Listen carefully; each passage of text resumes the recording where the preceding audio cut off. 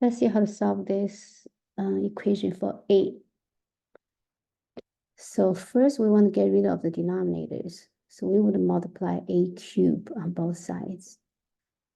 Then by doing so, we would have 111A squared plus 111A minus 11 equals to 11A cubed.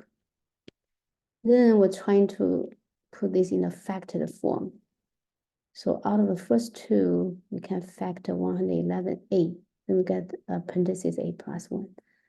Then we move this 11A cubed to the other side. We will have minus 11 plus 11A cubed. So factor out 11, we have A cubed plus 1. Then we have sum of two cubes. So we want to put that in the factored form. Then we would have,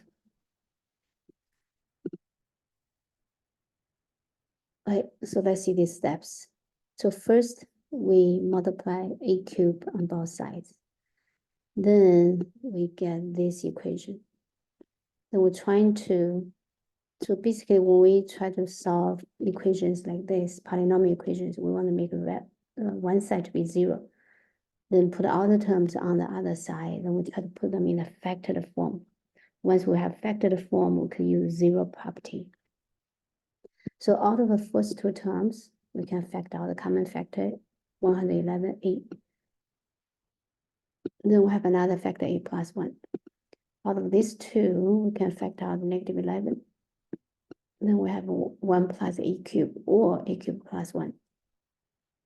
So sum of two cubes can be factored as this, like 1 plus A times 1 minus A plus A squared. Then we see the two groups who have A plus 1 as a common factor. So we factor out that, factor out A plus 1. Then the first group we have 111A minus the second one we have negative 11 times 1 minus A plus A squared. Then we distribute negative 11 into these three terms. We get a negative 11 plus 11A minus 11A squared. 11A, 111A plus 11A, that give us 128.